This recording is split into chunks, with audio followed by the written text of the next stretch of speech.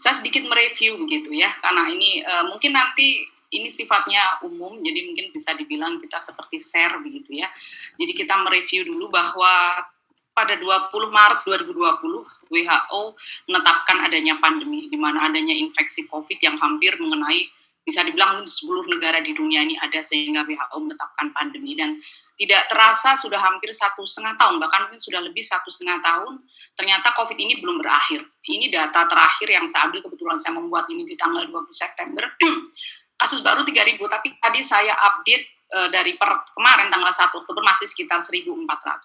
Kita tahu bahwa cerita panjang tentang pandemi ini meninggalkan berbagai macam imbas, cerita sedih yang kita semua pasti selalu mendengar setiap hari. Bisa dibilang imbas pandemi ini tidak saja masalah kesehatan, tapi jelas masalah ekonomi maupun masalah sosial. Nah, coba saya ingin record sedikit begitu ya, catatan-catatan di sekitar kita gitu. Ini saya mengambil dari tulisan-tulisan yang bisa dipertanggungjawabkan gitu ya. Jadi ini dikatakan di sini dari ekonom bisnis ini, survei BI mengatakan 87% UMKM Indonesia ini terdampak pandemi. Kita bisa membayangkan seberapa luas dampaknya, seandainya banyak pengangguran ini punya tanggungan keluarga gitu. Ini sangat-sangat sekali berimbas pada ekonomi. Dari Kompas mengatakan bahwa imbas pandemi ini pun kena artis, coba artis saja sampai jual rumah, sampai ada di situ 5 mobil sampai jual kerupuk. Ya, artis jelas tidak punya pekerjaan, dia tidak punya job, akhirnya semuanya berimbas. Yang ketiga ini lebih sepertinya kasihan sekali, monyet pun kelaparan seberumah warga ya. Ini imbasnya begitu. Dan yang terakhir ini mungkin yang seringkali membuat hati kita miris, karena ternyata ratusan anak di Depok dia mengalami yatim piatu akibat imbas pandemi. Tentunya ini semuanya memberikan stres psikologis. Bagaimana bagi penyintas autoimun? Jelas ini pasti memberikan rasa ketakutan untuk keluar rumah, takut tertular, akses ke rumah sakit tersendat, kontrol tidak rutin, bahkan obat terputus. Saya tahu bahwa ini jelas merupakan stres yang berat. Tetapi yang ingin saya sampaikan di sini, saya katakan bahwa ini tips yang pertama, bahwa penyintas autoimun bukanlah orang sendirian. Dia bukanlah satu-satunya yang terimbas, tetapi masih juga banyak orang lain yang terimbas. Saya hanya mengajak bahwa penyintas autoimun pun juga tidak perlu merasa sedih terlalu berlebihan, karena di sini banyak masih orang di luar kita yang juga jauh lebih menderita. Jadi kata kunci pertama adalah kita selalu bersyukur bahwa hingga saat ini kita masih senantiasa diberi kesehatan. Mungkin itu tips yang pertama dari saya. Nah, jelas bahwa pandemi hingga saat ini belum berakhir. Apa yang kita harus lakukan? Mempertahankan disiplin prokes, itu sesuatu yang mutlak. 5M, tapi di sini saya katakan 3M, memakai masker dengan benar, menjaga jarak, mencuci tangan dengan sabun. Tentu memang ada menjauhi kerumunan, kita membatasi mobilisasi, tapi pada saat ini PPKM mulai diturunkan levelnya, tapi kita tidak tahu apakah kemudian akan menjadi baik ataukah kemudian kondisi memburuk lagi. Kita berharapnya semuanya menjadi baik, tapi apapun itu kita tetap harus hidup beradaptasi dengan pandemi yang panjang. Ini yang harus kita solusikan. Di satu sisi kita hidup beradaptasi dengan pandemi, kita ada stres psikologis yang terus masih mungkin kita alami. Mungkin di antara kita banyak anggota keluarga, sahabat maupun teman kita yang kehilangan. Nah, tapi kita tetap harus hidup beradaptasi dengan tujuan kita sehat, kita selamat. Kita produktif dan kita memberikan manfaat dan ujungnya kita bahagia. Sehingga perlu cara bagaimana kita untuk bertahan, bagaimana kita menghadapi situasi pandemi ini. Satu kata kuncinya menurut saya, kita adalah butuh pengetahuan yang benar. Pengetahuan seperti apa yang kita butuhkan? Tentu saja pengetahuan dengan sumber pengetahuan yang benar dan bisa dipertanggungjawabkan. Bukan sekedar hoax, bukan sekedar hanya WA dari teman, atau kata tetangga, atau kata teman, kata saudara, tapi kita justru betul-betul mencari pengetahuan yang bisa dipertanggungjawabkan. Dan salah satunya tentunya hadir di forum ini, saya berharap bisa memberikan sedikit pengetahuan, nanti juga Dr. Lisa, Dr. Hasan akan memberikan masukan yang bisa kita jadikan pegangan. Pengetahuan apa yang kita butuhkan? Paling tidak, kita harus punya pengetahuan bagaimana menjaga diri agar terhindar dari infeksi COVID dan mempertahankan kondisi fisik stabil supaya penyakit kita tidak kambuh. Dan yang kedua, yang tidak kalah penting adalah mengelola dan mengatasi stres psikologis yang timbul akibat pandemi. Karena kita tahu kondisi stres ini sangat terkait sekali dengan penyakit autoimun, di mana bisa menimbulkan penyakit ini untuk flare. Nah, ini adalah saya berikan American College Rheumatology. Ini adalah satu dari berbagai guideline yang ada, tapi ini adalah guideline besar yang selalu jadi rujukan dari berbagai negara. Nah, Ini sangat perlu saya sampaikan karena bahwa segala sesuatu regulasi ini sudah ditentukan oleh ahli-ahlinya, sehingga dengan segala pertimbangan apa yang harus dilakukan, apa yang tidak boleh dilakukan, ini dilakukan oleh ahli, sehingga ini sesuatu yang bisa dipertanggungjawabkan. Demikian juga di negara kita akan mengadop regulasi ini sehingga membuat suatu penata laksanaan penyakit rematik autoimun di masa pandemi. Nah, ini yang ada di negara kita dan ini pun yang menjadi rujukan kita bagi tenaga medis, bagi para dokter, tentunya saja juga pada para penyintas untuk bagaimana bersikap di masa pandemi. Nah, contohnya salah satu adalah cara mencegah paparan terhadap infeksi. Pencegahan terhadap paparan infeksi COVID ini kita membagi dengan skenario seperti ini. Apabila berada di zona yang risiko tinggi, transmisi lokal dengan angka produksi virus yang tinggi, apabila ya, kemudian pasti kita turunkan lagi, apakah mengkonsumsi metil 16 mg atau lebih, ya, dan lebih dari 4 minggu. Dan apakah menggunakan obat-obat imunosupresan seperti azathioprin, levonomide, metroxide atau MMF gitu. Jika ya, makanya dia akan termasuk sebagai risiko tinggi dan dianjurkan untuk isolasi diri di rumah dan hindari kontak tatap muka dengan orang lain untuk melindungi diri.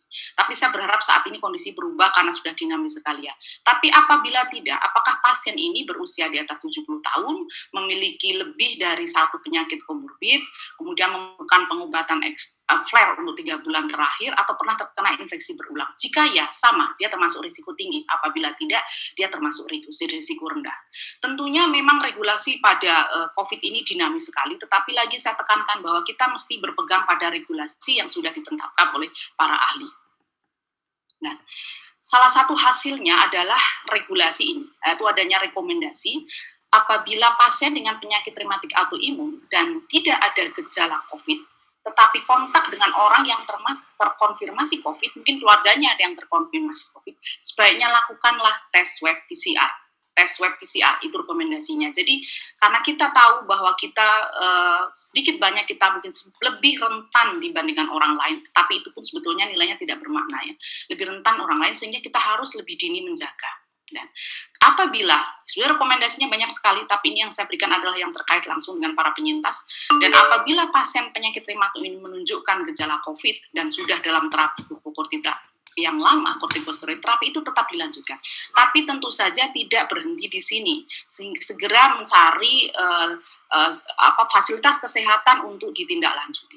Ya, jadi tidak boleh kemudian memutuskan sendiri tanpa adanya pengawasan dari seorang dokter.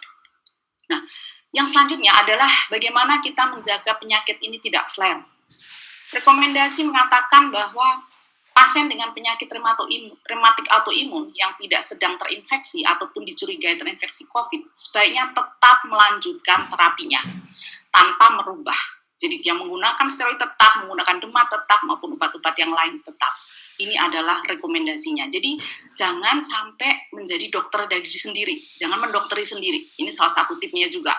Sehingga saya katakan patut mengikuti arahan dokter penanggung jawab. Kenapa harus dilanjutkan? Banyak penelitian sudah menunjukkan apabila dilepas justru akan menimbulkan flare dan ini jauh lebih berbahaya. Tetapi sekali lagi dokter penanggung jawab, dokter yang merawat jauh lebih memahami apa yang harus dilakukan karena seringkali kita harus dengan banyak pertimbangan klinis. Jadi tips saya adalah jangan menjadi dokter sendiri. Karena saya tahu teman-teman penyintas seringkali karena mungkin sudah lama mengkonsumsi obat sehingga seringkali sudah hafal. Ya, tapi pada kasus COVID ini berbeda. Tolong saran saya adalah jangan menjadi dokter dari diri sendiri. Nah, kemudian tip yang selanjutnya adalah bagaimana makan sehat selama pandemi. Ya. Dukung kesehatan fisik dan mental kita dengan makan yang sehat. Makan yang sehat adalah tidak hanya sekedar makanannya yang sehat. Ya. Jadi ada beberapa hal yang perlu bisa kita jalankan. Pilih makanan bergizi pasti. Kita banyak mengkonsumsi antioksidan pada buah-buahan dan sayur. Karena kita tahu situasi pandemi ini membuat kita cemas, membuat kita was-was. Kurangi makanan yang meningkatkan kecemasan seperti gula dan kafein. Ya. Kemudian bisa juga kita menikmati makanan ringan, kita butuh sesuatu yang lebih rileks begitu, kita boleh menikmati makanan ringan, tetapi jangan berlebihan. Dan jika kita tinggal di rumah bersama orang lain, lakukanlah makan bersama minimal sekali sehari, atau mungkin masak bersama. Jadi apapun yang kita lakukan di rumah, kita harus mengisolasi, tapi kita bisa membuat suasana rumah yang nyaman, itu kuncinya di situ. Bagaimana dengan aktivitas fisik selama pandemi? Ini tips berikutnya.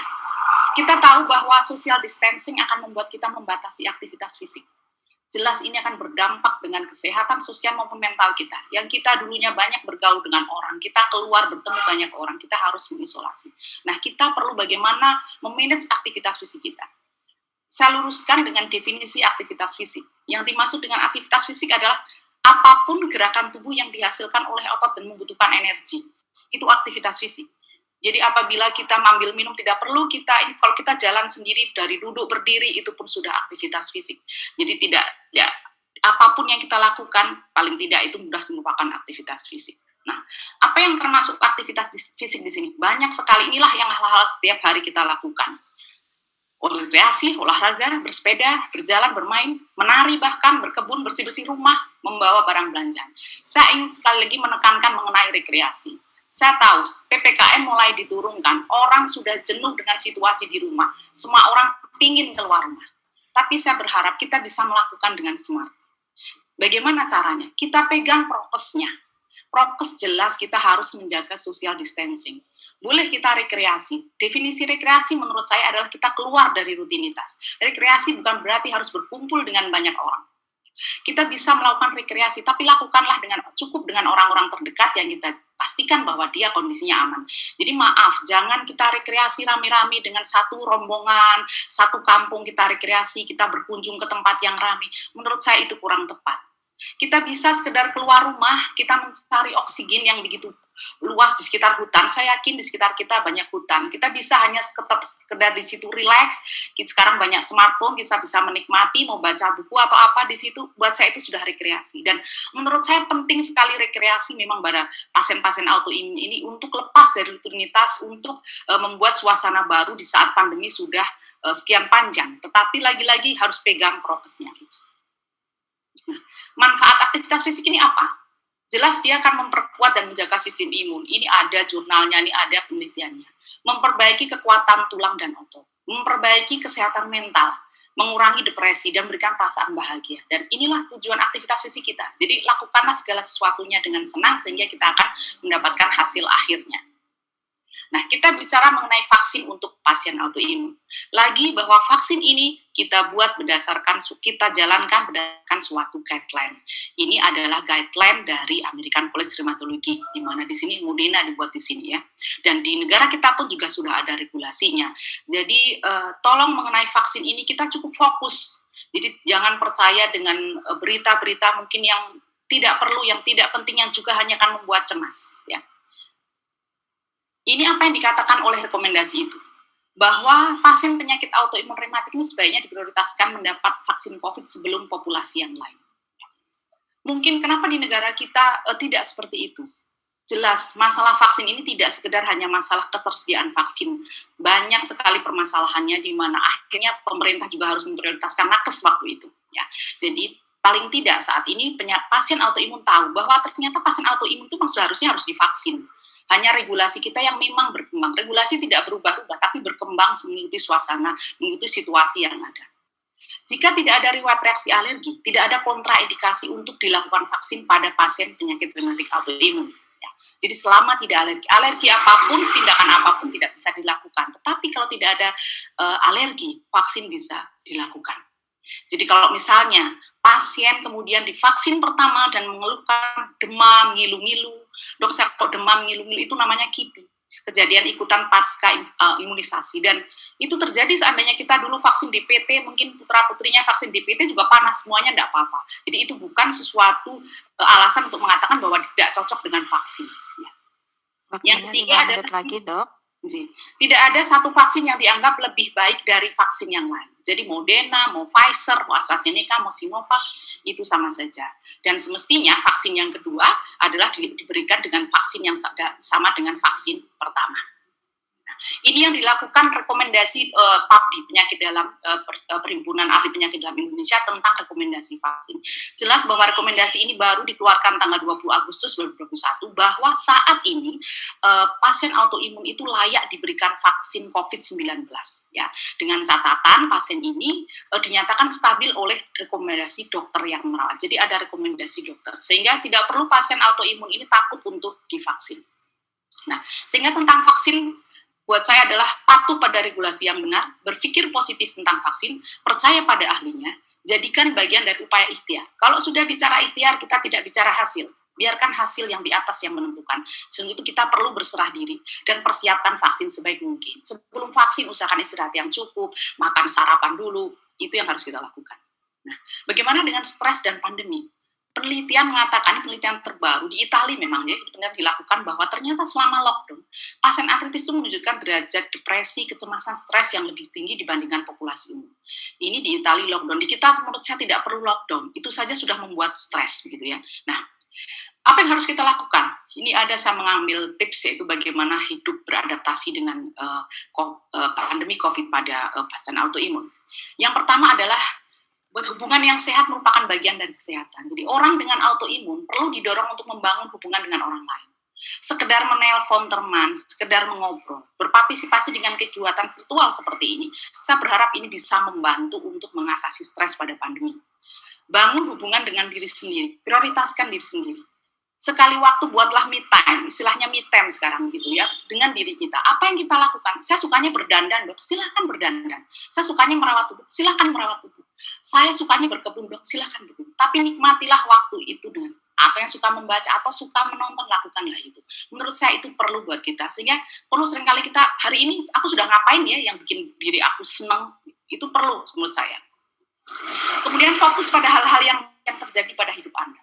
Apabila merasa sedih, saya yakin emosi kita turun naik di saat pandemi, kadang berita menyedihkan seringkali kita dengar. Tetapi perlu kita mencoba untuk bertahan dengan beberapa hal ini.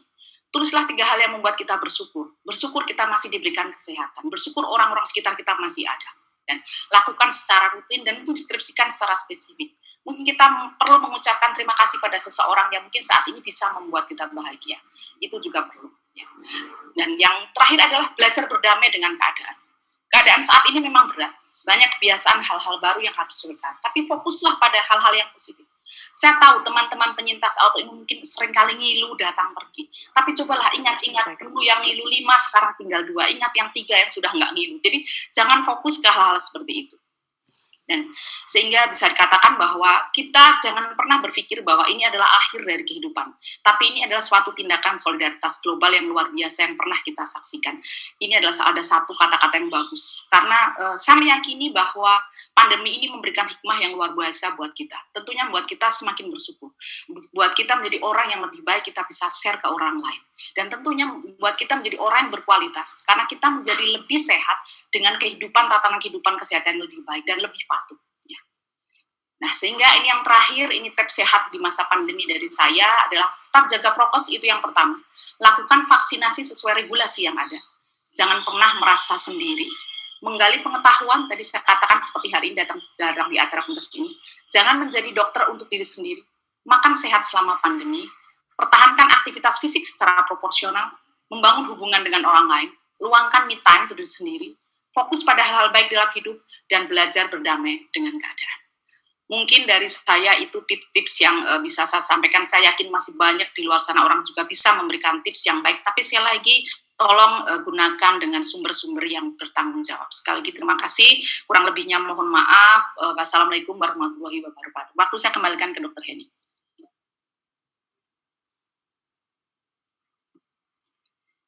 Terima kasih, Dokter. Terima kasih Dokter Dwi atas waktunya yang atas presentasinya yang tepat waktu. Kita menginjak ke materi yang kedua. Ini akan diampu oleh Dr. Lisa Kurniasari, Master of Science, spesialis penyakit dalam, konsultan rheumatologi Vinasim.